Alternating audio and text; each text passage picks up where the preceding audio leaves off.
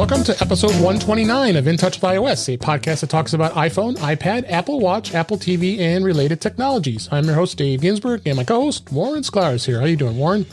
Doing good. Cold, buried under snow, but doing fine. Yeah, you guys got a little bit of snow, and returning to the show, I'm always welcome him back. Our guest this week is Mr. Chuck Joyner from MacVoices. How you doing, Chuck? I'm doing great, David, but I'm buried under the same snowstorm that got Warren. Yeah, I think you got a little bit more than probably he did. So I don't know. We got about 12 inches here. I'm not sure what you got, Warren. Yeah, 6 or 7 here, with a layer of ice in between, so it's kind of gross. Yeah. So, yeah.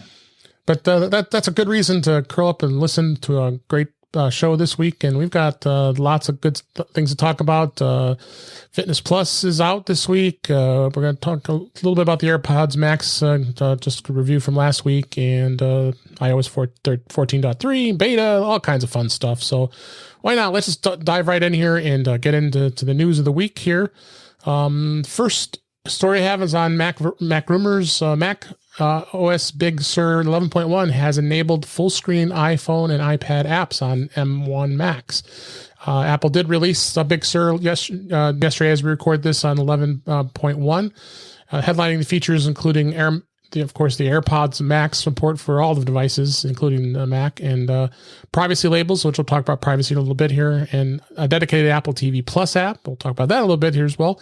But the big thing was notable as far as iOS goes. The iOS apps that are on the M1s are now going to be able to go into full screen mode, and you'll be able to run those apps pretty good.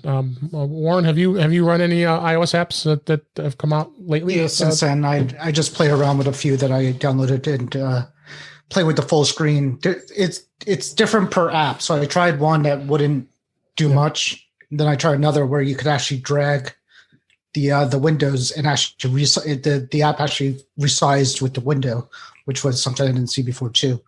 So it has, I don't know if it has something to do with whether it's an iPhone app or iPad app or whatever. Mm-hmm. So I played around with those. One thing I did notice, I don't know if either of you noticed, but all of a sudden IPAs extracted off iMazing don't seem to want to open for me after the latest update. So I'm wondering if Apple might have caught on. Apple might have blocked that out. So just throwing that out there. Chuck, have you tried any apps on your M1 Air? You have the MacBook Air, right? Yeah, I have the Air. I have not. I definitely did not install this update yet, just because I'm one of those guys that I wait at least a week before things. Before I feel confident. Although I think this is really interesting, and I don't think it should be any surprise that, like Warren said, the experience is inconsistent. I mean, we're still early days on this. Yeah. But in fact, I was just checking my phone here because this morning, when I logged into pulled my phone up and went to the App Store, I found that I had 34 app updates, which is a pretty healthy number of updates for a Thursday. They do. They do that when the new releases come out. I think the developers start to jump on that too. But. And that's exactly where I was going with it, Warren. I wouldn't be surprised if some developers aren't out there tweaking and doing a little bit of experimentation to make sure the experience is good everywhere. Also, could have been the privacy change that got implemented. So I'm sure a lot of the apps did that. Yeah. We're gonna hit on that topic here in just a minute. But I've seen LumaFusion, which is a great video editing app on the iPad, and I've seen it installed on the M1, and it seems like it's pretty solid. So it's going to be interesting to see those types of apps that could potentially be something you could do on a Mac as opposed to on an iPad, to do that type of thing. Yeah, I still, especially with LumaFusion, because I've talked to those folks a number of times, and I think that they really have developed LumaFusion for the touch interface, and so I think they would stick with that, and as the primary experience. But on the other hand, there's no reason you couldn't use it on the Mac if it runs successfully, and the way we're going, there's no reason it shouldn't run successfully. Yeah, for sure. So. Next story, also Mac Rumors. iOS 14 is now installed on 81% of iPhones from the last 4 years. Apple today finally updated the iOS adoption numbers and gave us the first official look of what the official adoption rates are, and it's 81% across all devices introduced in the last 4 years for iOS 14. Pretty impressive, I think, with the devices. And the iPad on here was 75%. So you've got some pretty solid numbers here compared to Android. that is probably like about 5 or 10% adoption as far as latest versions. What do you think about this, Jeff? I think this is a point that gets overlooked so often by so many mainstream folks. That is so impressive from a security standpoint, from a usability standpoint, but the idea that developers can take advantage of everything that Apple is putting into the iPhones now, both hardware and software, and be confident that 81% as of this will, those folks will be able to see those things and take advantage of them and benefit from them, as opposed to that other platform that you just stumbled over. Where, there are times it feels like you almost, if you're running that platform, you have to say, okay, this is the operating system. Here's the app I want to run. Do I have to go through the hassles of upgrading or not? And with iOS folks, it's just, I think, I mean, maybe it's just us, but I never think about, gee, I wonder if this will run under my version of the OS. It's just never a question. Yeah, it really isn't for iPhone. Warren, any thoughts on this? Yeah, not so much on the Mac, I guess. But yeah, for iOS, historically, it's been, if it worked on the last version, it's going to work on a new version. The adoption rate gets high when Apple doesn't drop older models of the phone with the new updates, which they've been pretty good with the last few years. I think only one phone usually gets chopped off a year, it seems like, at this point, where I think it was a little bit more aggressive a few years ago. They would drop a few more phones off the list of supported devices. But I mean, there's very little reasons not to update it. Performance usually seems about the same for the most part, and you get, they tout all the good features that you want. And I have an Android tablet, and I check the check update thing all the time for the new version of whatever the Android is, and nothing, and I'm like, never is. I could sideload it maybe, but why bother? But so.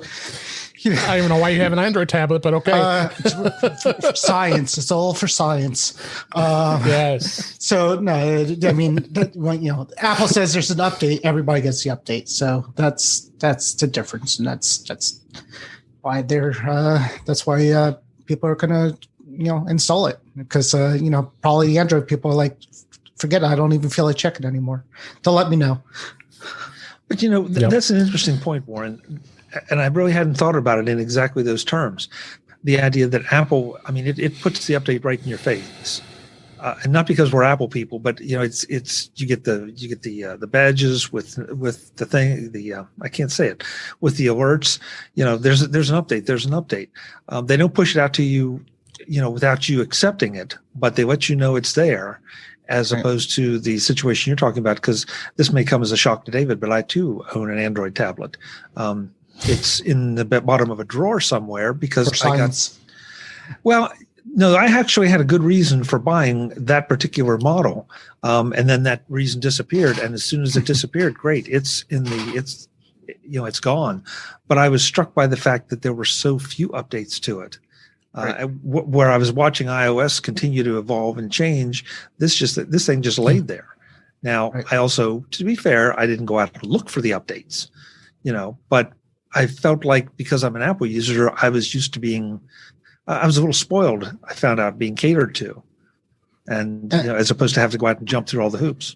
And to be honest, the updates that they do on Android are not that exciting for the most part. Like when they do the major, from like the 10 to 11 or the name differences, there's very little differences. I know Apple doesn't always have big changes in their operating systems too, but I've never really found like a reason on the Android tablet to say, oh, I have to do this because I need this. Whereas on the iPhone, there's, features that I definitely want on the iPhone or the iPad. So it definitely, I think Apple gives you a better reason to do the updates than Android does.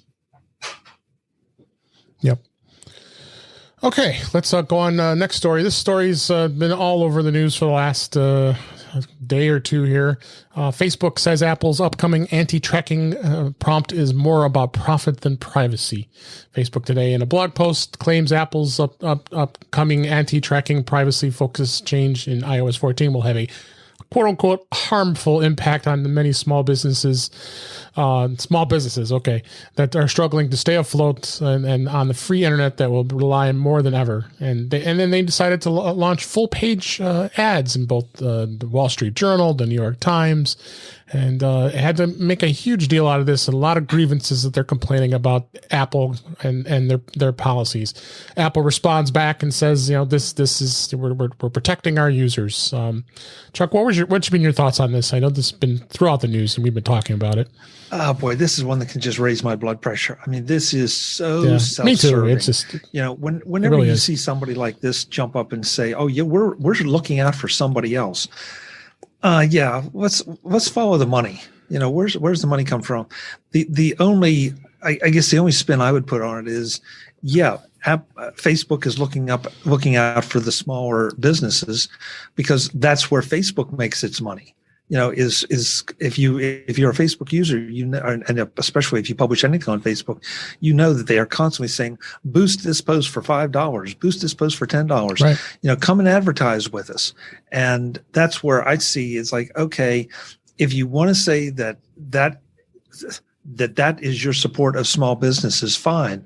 But it's a little bit disingenuous to say, oh yeah, we're sticking up for the small businesses, and you neglect to mention how that your business is built on, at least partially, on that, and on taking the information of users who those small businesses attract and then using it to benefit yourself. And it's just, the whole thing is just so disingenuous, I can barely stand it. It is. Warren, we talked about this yesterday on Max of the Future. Well, what's your thoughts on this? I'm not as angry about it as some other people. I heard Dave Hamilton talking today on one of those shows on Daily Observation Show, and he made it sound a little more clearer to me. So, small businesses do use Facebook to target ads to the local people. You'll see local ads all the time.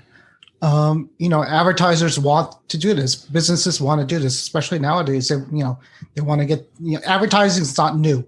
This is going on for years and years and years. And, the dream is to target people. That's their ultimate goal, is to know who you are, where you are, so I could sell you this product. And as a consumer, you want to, you don't want to get ads that don't pertain to what you want. So, I don't know. Facebook has a business model. They sell your information to them, and it's well known. And they're not selling to drug dealers. They're not selling it to your spouses to get dirt on you. They're not. As far as I know, they give it to either the advertisers or the police when requested. And every tech company will give it to police if they want. They're asked to do that. So it's a business. The only thing that's wrong is we're not fully upfront with what kind of privacy we're giving up. And that's where the line needs to be kind of fixed. And I think Apple is saying, we're trying to fix it by giving you these labels to tell the people this is what they're giving up. So I'm still unsure if the new system allows you to uncheck what they want you to have at this point. Is that what it is? You can opt out of a lot of this stuff, or they're just letting you know so you don't use it. Well, yeah, I was going to just read the statement Apple gave on this back to Facebook, and they incensed and responded back saying, "We believe this is a simple matter of standing up for our users," which makes me feel good. Users should know when their data is being collected, shared across other apps and websites, and they should have the choice to allow that or not. App tracking transparency in iOS 14 does not require Facebook to change its approach to tracking users or creating targeting advertising. It simply requires the user to have a choice. So what's going to happen is when you install an app for the first time, the App Store has now changed this with 14.3. The pop-up's going to come up and say, Facebook would like the permission to track across apps and websites owned by other companies. And it'll say your data will be used to track this. And you either say allow tracking or ask the app not to track. It's done. Simple. I mean, that's all Apple is doing. They want to give you a choice. Right. So I think it's fair in itself. It's fair, but Facebook has a fair point too. Whereas if enough people do that, then their business model is shot, and then there's no more Facebook. So I mean, you can't. Yeah. You know, that's how they make their money. It's not like they're making their money anywhere else other than that, selling your information to advertisers. As far as I know, they have some devices here and there, but that's how they make their money. So if everybody opts out and just uses Facebook, privately, then they don't have a reason to exist anymore. So, I guess I'm looking. I agree with what Warren just said to a point. Yeah. Okay, but the thing is, Facebook has abused the situation. And unfortunately, some app developers have abused the situation too. That we find out as different versions of iOS have come out, there's been more and more tracking, more and more things discovered, and you find out that this well, I'm not going to call the app, but I know there was at one point there was an app for finding the cheapest gas in a given location. Gas Buddy, and they were sending out back all kind of information about what you were doing when you weren't using the app. Yeah. So Facebook and some of these developers have put Apple in this position. And let's be fair about this, okay? Apple. It didn't say in that statement, David, that Apple benefits from this because it enhances, because it does. Apple definitely does, because these other guys have given Apple this product to sell, and that product is our privacy. And Apple is willing to include that in their operating systems as part of the reason you want to get in on their operating systems, the reason you want to use their products. Right. So that's a marketing thing for them. Yeah, absolutely. Apple saying we respect your privacy is not because they love us. It's a marketing thing. It's to get us to trust them and to buy their products and to use their services. But it's also in keeping with Apple's social stance on a lot of things. And so the way I look at it is that Facebook and the developers who have been abusing this have just handed Apple the baseball bat to beat them with. And Apple's beating them hard. Right. And now all of a sudden they say, hey, we don't like this. And yes, of course you don't like it because you were abusing us up to this point. Right. So it's not the fact that Facebook actually sells the data to these companies. It's just the amount they're doing it, or they're getting more aggressive in it.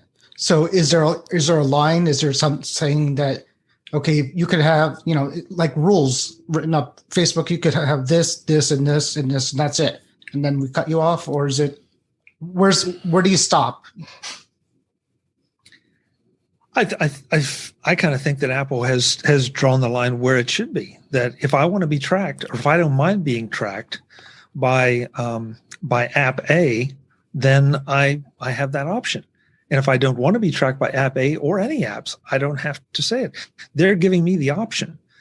I mean, the argument has been that all this information, all this data is giving me targeted advertisements to things that I'm interested in. And that sounds good. And actually, I like that idea because I'm not in the market for a skateboard. So I really don't want to see skateboard advertisements, but I might be in the market for a hard drive. And so I'd much rather see hard drive advertisements, but not at the expense of giving away all the information that has been taken from about me and about David, not you, about you, Warren. That's it's a great question. Where's the degree? But I think Apple is now saying this is what we're giving our users. And there are companies I would feel very comfortable saying, yeah, track me all you want. And others like, no chance.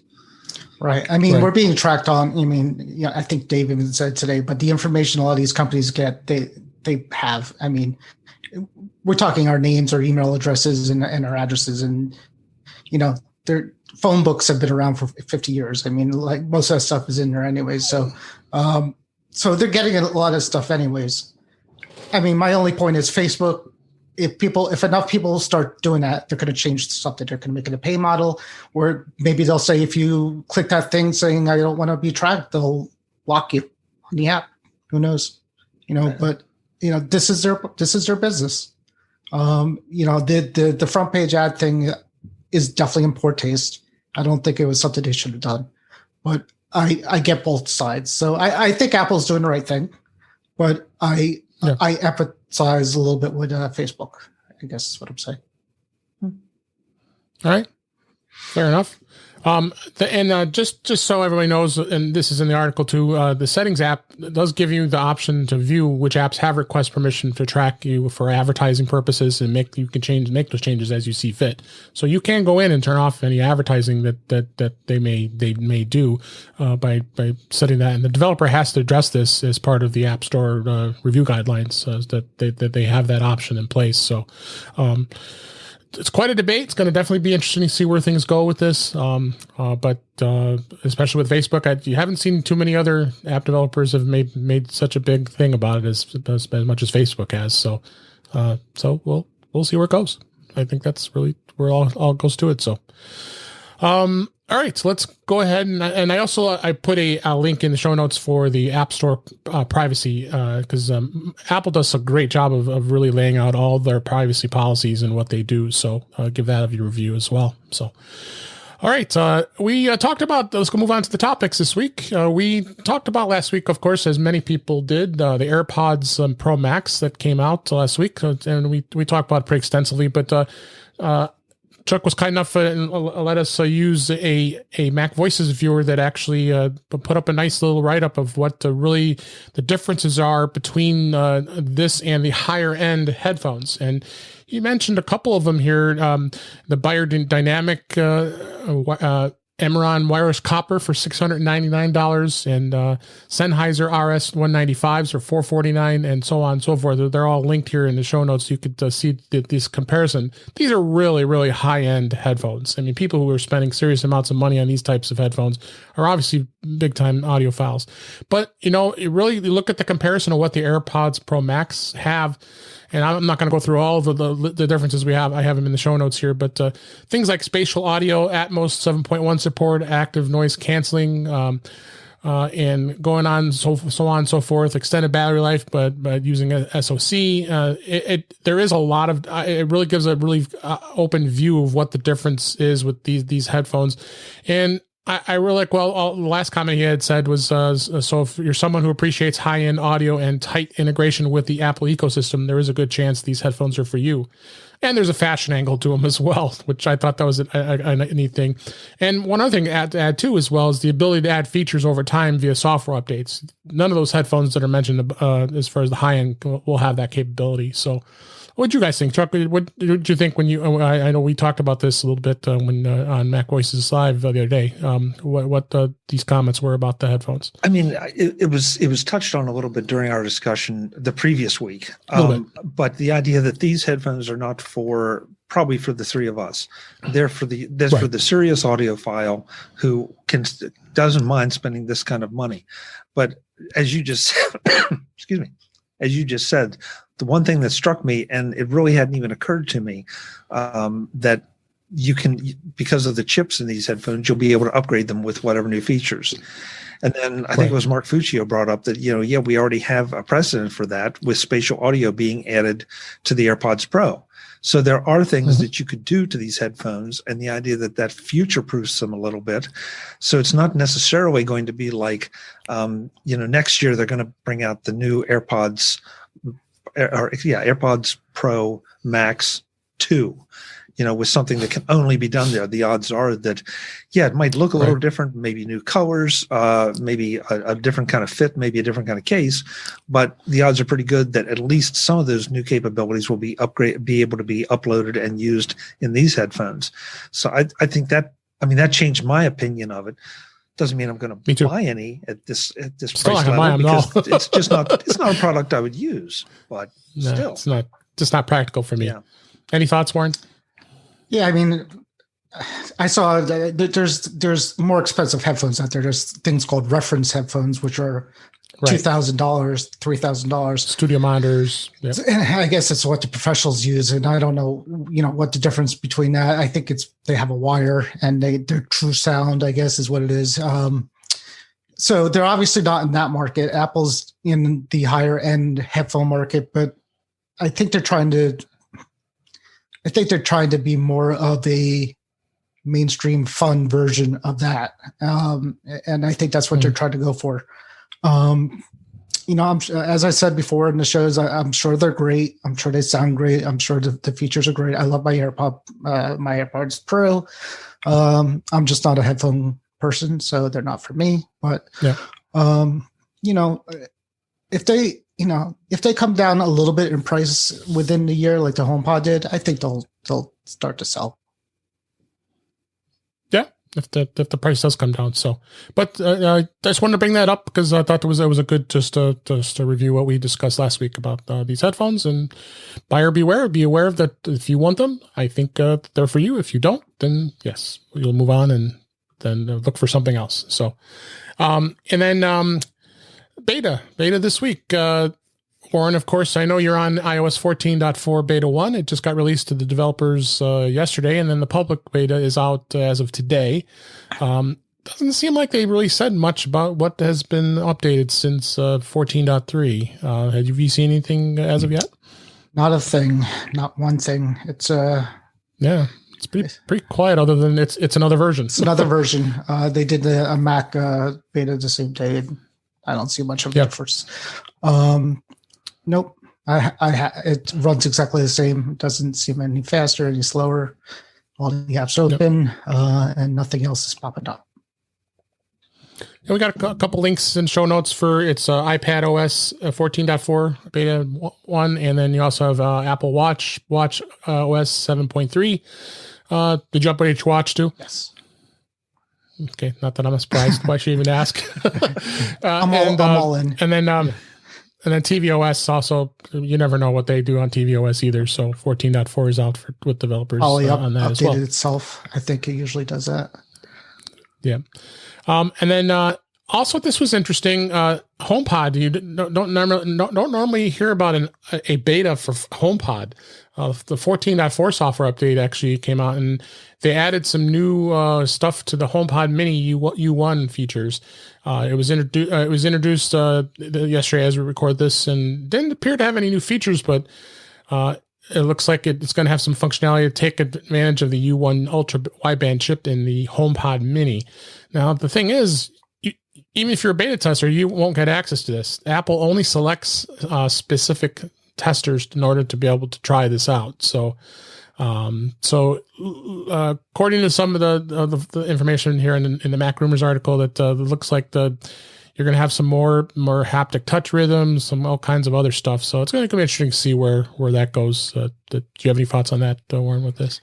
I didn't, not on that one. I think the one that just came out did something with the 14.3. Yeah, but something more with handoff. I think it had something. Right. I don't know. It did something with handoff. I don't know what it did yet, but it improved it. So it'll be interesting. It'll be interesting to see. Chuck, you have the HomePod. Have you used it much with your HomePod Mini since you got it? Or you've been liking it? Oh yeah, I love it. And I think I'm not sure because I saw this happened by accident, but I was using my iPhone hands-free, with the speaker, and I had to go over near the HomePod Mini, and I got a little message that popped up and said, "Move this phone closer to transfer the call to the HomePod Mini." Yeah. Okay, that's interesting. And I did, and it did. And this sounds like this is just going to take that to an even greater level. I turned that off right away. I hated it. Me too. That's what I was saying. Really? Yeah. It's driving me crazy. I'm like, if I wanted to play it on the HomePod, I would have started playing it on the HomePod. I'll do it. Yeah, but see, that's funny because I liked it because, okay, this means that if I'm, somewhere in the house and I'm on my phone and then I get back to an area where I could use the HomePod Mini as a speakerphone, all I have to do is just get it near it and it'll and agree and it'll transfer it over. So, well, that's the future is you getting out of your car, listening to something or on a call. Don't do anything. Walk into your house and start hearing the call, walking through the rooms, and different speakers start activating as you're walking through. And the conversation or the audio following you, I think it's where they're going with this or trying to. Yeah. So I saw it. It's interesting that you two turned it off. I saw it as a very positive thing. That's like, yeah, I'll use this. I will definitely use this. Well, it depends on what you're watching, and then like your family's in a room, and all of a sudden, things come up on the HomePod, and it's like, that's a joke. You're being a bad boy, Warren. You shouldn't be watching those things. I'm listening. I'm listening to the bad rap music. Yeah, that was interesting to see where that goes. So, and then 14.3 is officially out this week. It came out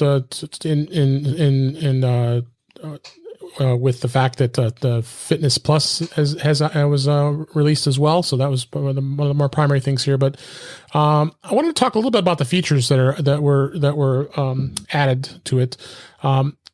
I guess the privacy, we just talked about privacy, that they're calling them privacy nutrition labels. And I guess that's a good fitting way of describing that, because I looked that up, and this actually was an article that you shared on your Flipboard for MacVoices here, Chuck, that Apple must here. I guess it's interesting for the fact that it's going to be able to give developers the opportunity to have these labels, and that's what you just talked about how their data is being shared. So they're calling them nutrition labels. So found that to be a little interesting, but that was added, and as we talked about with privacy, the app clips is now going to be you're going to be able to actually launch an app clip. They introduced that. They talked about that back at WWDC, and then now that's out, and you have to start seeing these app clips where you can scan the little clip code and be able to open the app just without having the app installed, and be able to act on something like a parking spot or things like that. That was added. So I don't think I haven't. Have you guys seen the app clips? I haven't seen anything really yet. I have not. Not so far. Yeah. But the app labels labels are hilarious. So if you actually start to look at it, because I looked at the Facebook one and the nutrition labels like this one, but then if you go into things that you wouldn't even think is doing anything, like games, or I'm looking, but it's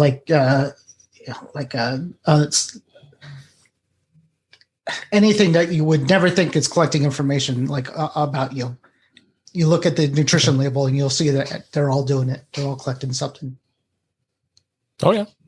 Yep. So, and then the Pro RAW support, of course, was added to all the high-end iPhones. The iPhone 12, 12 Pro, 12 Pro Max now have Pro RAW format for photography. I don't know if I'll be using that much, because those are pretty high-end photos, but you also take that's going to be at the expense of space, because the file size will be at a minimum about 25 megabytes per photo. So you better have a large size iPhone to store all that.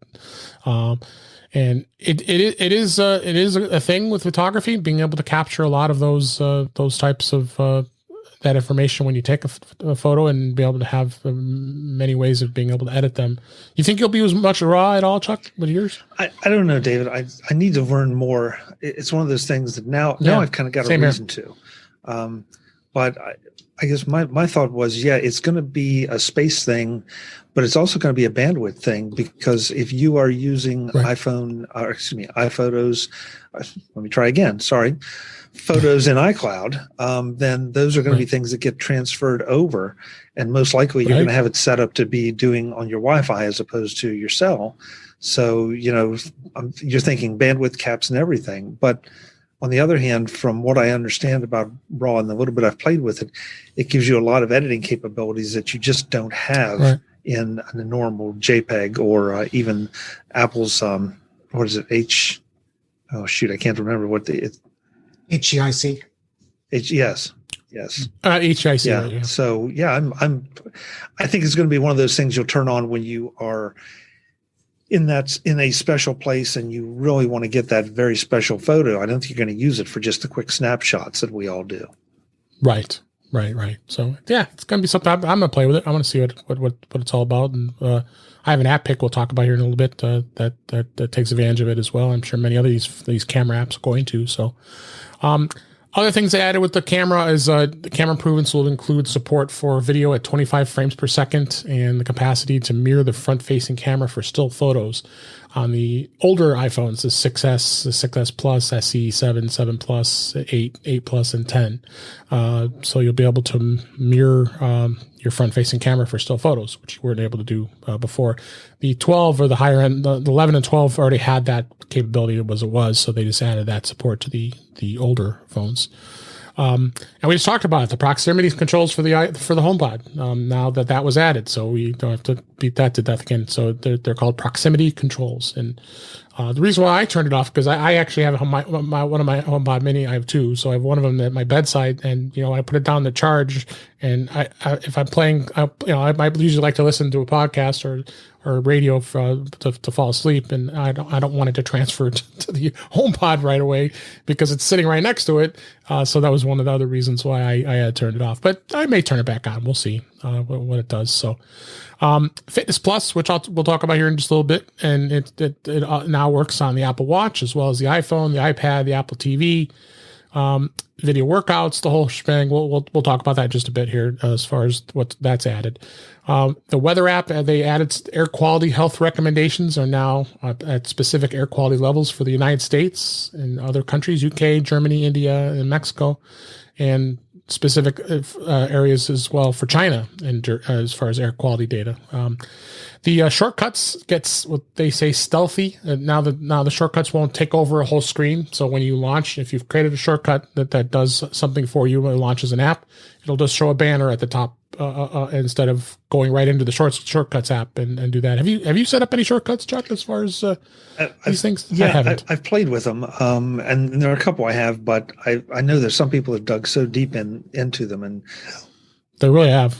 It's one of the things on my list to try to experiment more with over the holiday break, because I just haven't had the time to do it, but I find it fascinating. Yeah, it is. I'm the same with you. It's making the time for it. That and the widgets. I need to spend time on both of those because those are places that there's some crazy people that have done some serious customizations with widgets as well as shortcuts. So, more into, have you done anything with shortcuts with the automating anything? Yeah, a few. I mean, the one I use every day is my very expensive Tesla did not come with a garage door opener. For whatever reason, they charge you $300 extra for that, and I didn't want to pay the $300. So I have one of those Chamberlain automatic door openers, and I kind of hacked it to work with the HomeKit. So now when I leave, I hit my watch and say open garage. It does that, and it says done. And then I come back and I say close garage, and that's saved me $300. So there you go. There you go.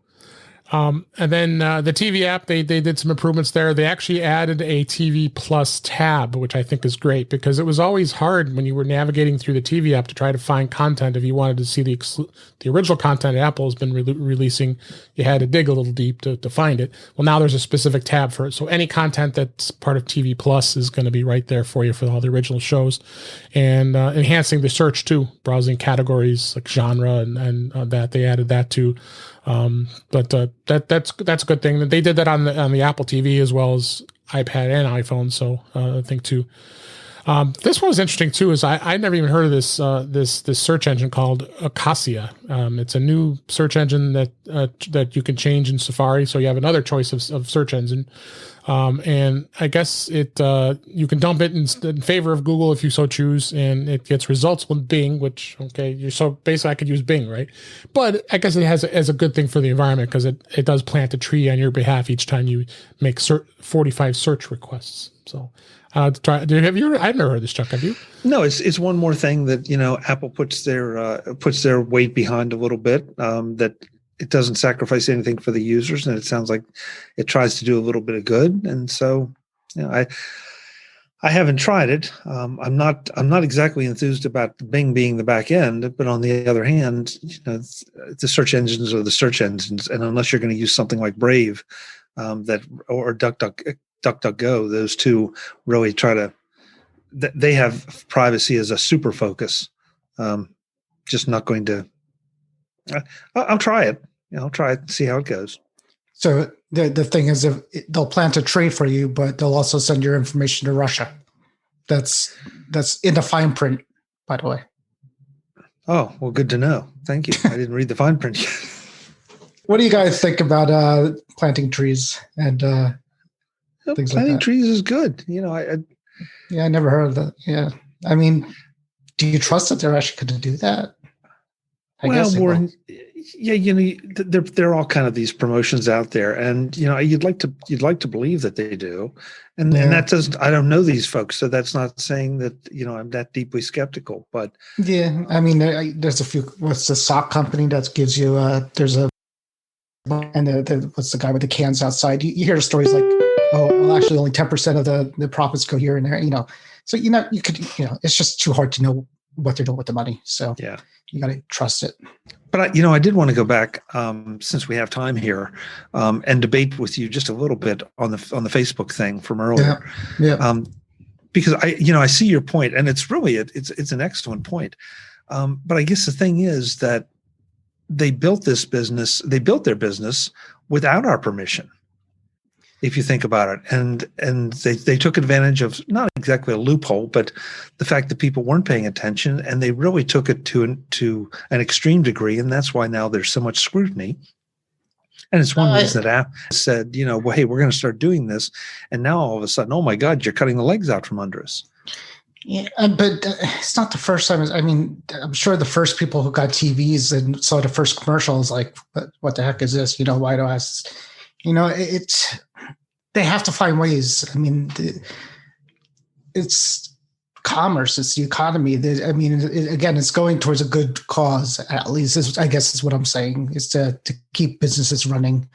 I don't know if they did. They were sneaky about it. At first, it was like this whole open social network. It was fun.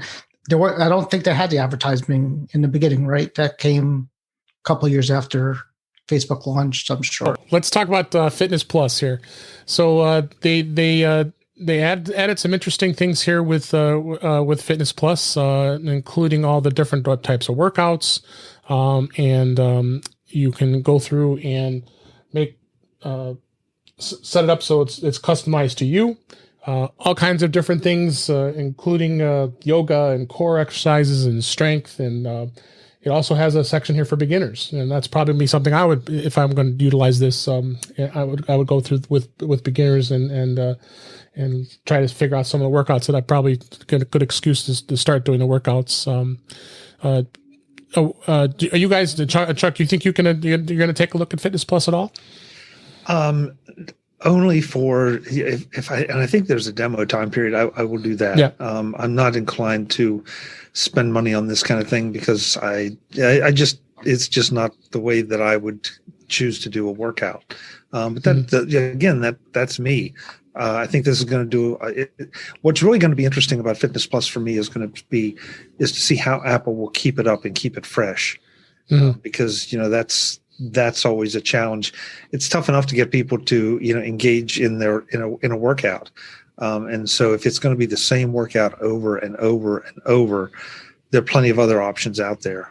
Sure. I think that's going to be the really interesting part of it. From the way it looks, I think that they've hired all kinds of different trainers, and it shows it on the iPad and the iPhone, all the different trainers that are going to be doing this. So there's quite a bit of content here, and from what I had been hearing, that they are going to rotate things out, change it up, and make it fresh. So which is a good thing. But there's a little something for everybody, including cycling and rowing, dancing, and then they also include a mindful cool down when you do work out. They even give you the options of cooling down, and of course the high intensity stuff, which I will never do. I think it's called HIIT. I'm not too familiar with that, but it does have that as well. And it is part of the Apple One bundle. So Warren and I both have the Premier plan, so it is included in that bundle because we are still saving lots of money with all the other items that are in the bundle. So we've already had it from going in here. So and it does work across all the platforms as well as Apple TV. So you can go, and if you want to work out right in front of your TV, you'll be able to go right to the Apple TV, connect your Apple Watch, be able to do the workout right from there as well. So it seems like it's got a lot of interesting things. Again, I said I'm not one to be doing that much heavy working out, but definitely interesting to see where it goes here. Warren, do you have any thoughts? No, I opened up the app and I got winded and scared, so I closed it back up. That's right. but I imagine one day I should definitely at least move a little bit. So this might help. It might help a little bit, and yeah. and it will work with a lot of the different with different equipment that you may have, like a treadmill or elliptical or rowing with a rower. If people have that, or if you have a stationary bike, you could set your iPhone or your iPad right up on the right on your screen there, and being able to do the workout. And I mean, you could do it. We could see our TV from our dinner table. I could watch the workouts while eating dinner. Yeah, there you go. So it should be interesting to see. A couple other things that they did. I see also. I put a link in here in the show notes that Lifetime Fitness, which is probably one of the biggest health clubs out there, is going to incorporate offering Apple Fitness Plus as part of the membership. So you could utilize that while you're working out in the club. So they're trying to entice people to keep their membership and still use the equipment, but that you can use App Fitness Plus as part of your workout regimen. So, David, that'll be interesting to see how that works. Whether they assign a temporary code or what they've done in conjunction with Apple, or whether it's just going to be okay at the top of the hour, we're going to start this Fitness Plus workout. And then I'm starting to wonder about the licensing issues. Are they allowed to do that and put it up for a group? So yeah, a lot of questions on that one, but I like the idea. I just think I do. It's interesting. According to the article, it's from Mac Rumors that Lifetime Fitness is going to complement that with the gym's existing training and fitness programs, and being able to be digitally alongside of their health and well-being services. So I think that's really what they're doing. They see what Apple's trying to do. They decided to jump right in and include that. Because they used to, Lifetime actually used to offer Apple's Gym Kit enabled cardio equipment back in 2017 when that was still available. So this is probably kind of went along with that as well as that goes too. What's going to be really, I mean, everybody's doing it now because of COVID and the gyms are closed, at least here in the Northeast are closed. So when things get sort of back to normal, how many people are going to go back to the gyms and how many people are going to cancel their Pelotons and Fitness Plus memberships? Right, that's going to be interesting. I think Peloton, if anybody, is probably a little more nervous about this than anybody else. But the thing with the Peloton, I've heard stories about that. But the thing with the Peloton is you're buying a very expensive bike to go along with your subscription. So there's a lot more to lose if you decide not to do it anymore. So that's you are. I mean, it's definitely going to be an expensive thing if you abandon it, if you already have it. So. The iPad did not have a fitness app on it at first, so you have to download the iPad app. I've linked in there in the show notes for that as well. And very easy to do. Just go into the App Store, search for Fitness Plus, and it just downloads. It's more limited to what it has. It's just the fitness as far as being Apple access to Fitness Plus, but. They added support, and there was a question of whether or not you had to have an Apple Watch in order to be able to use this. And I guess it come to find out that it is possible that you could still do the workouts and not have an Apple Watch, because some people don't have an Apple Watch, some people don't have an iPhone, some people may not have an iPad, so you'll have that option to do that as well. They also have options if you want to download the workouts for offline viewing. Maybe you're not going to have internet access or Wi-Fi, and you may want to download it offline as well. So, a lot of things available for it, and I think it's going to be interesting to see where it goes and how things go as far as that goes too. So, you guys have anything else relates to Fitness Plus? Just watch and see. Yeah, that's definitely going to be interesting. So. All right, I've got a couple tips I threw in here this week, and we just talked about this a couple times now about the handoff feature with the HomePod and the HomePod Mini. I have an article in iMore that actually talks about how it works, as well as how you would actually go in and turn it on or off. And what you do is to go into your settings on your iPhone, and you go into General, and then you go to AirPlay and Handoff, and then there is a switch right in there to turn off transfer to HomePod. And if you decide you want to turn it on or turn it off, you can. And it's very easy to do. And also gives you some tips on how to be able to transfer your audio from your iPhone to your HomePod as well. So it has some interesting controls as far as that goes as well. And then other tip I had here, this was an interesting article. Actually, you shared this, Chuck, out on MacVoices. This was on creative. There are 4 different ways of being able to add contacts. And did you recall this, Chuck? That's what the different steps were here. I don't recall. I remember reading it, and I remember thinking, yeah, and I knew those. I sort of forgotten about, I think, 2 of them, but they were all kind of obvious. I know you can, for example, you can create one from an existing phone call. If you've got if you've got the call log, you can go in and say, okay, David called me, and here's his full name, and here's any other information I have on him. You can do one from an email message. You can do one from a text message. And for the life of me, I can't remember what the fourth one was, but they were all sort of obvious. Yeah. But you forget about them. Yeah, you do. You do.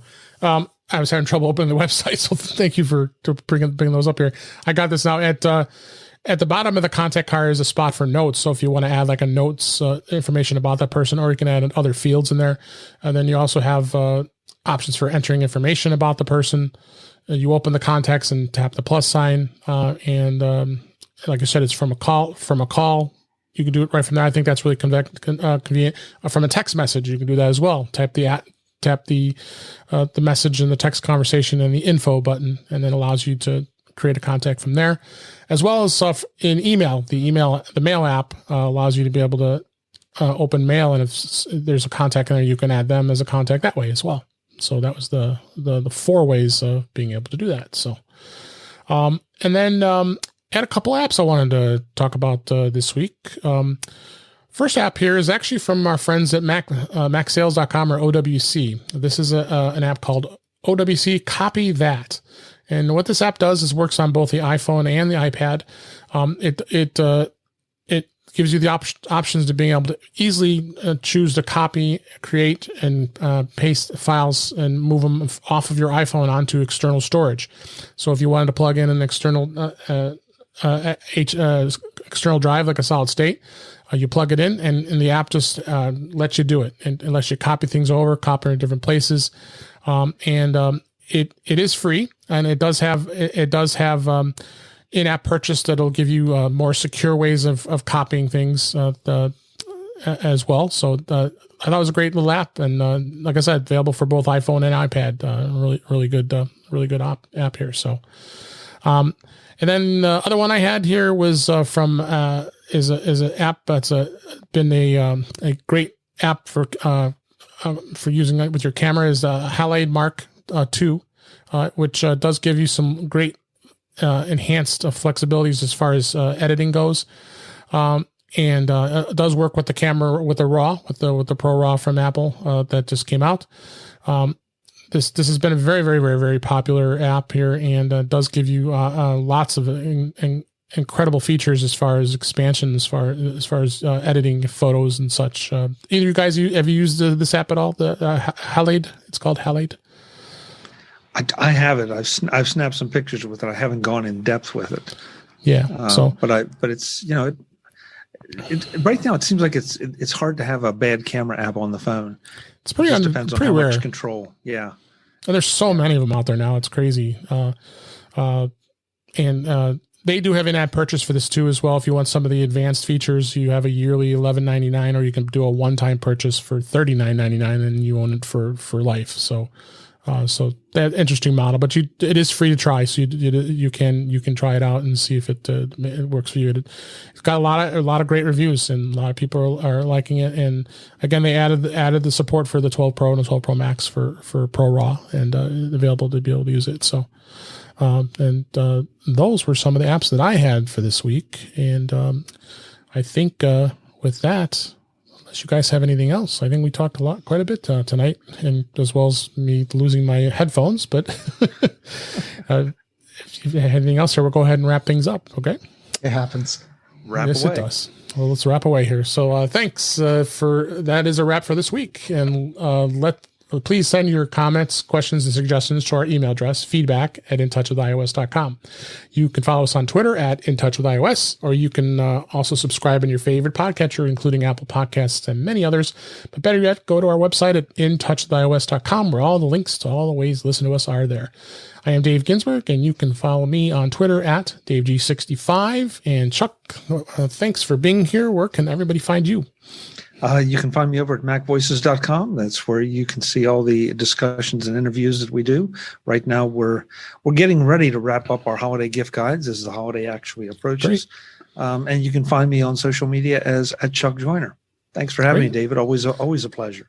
Yes, thanks for being here. And I as well reciprocate being on Mac Voices Live every Tuesday night on Facebook. So we really enjoy it. We're really enjoying that. I think that's a great thing you came up with, and I think you've got a hit on your hands here with people coming on and having some great conversations. So, as well as I was on the very first gift guide. So I linked that a couple when it came out a couple weeks ago. So thanks for being here. Appreciate it.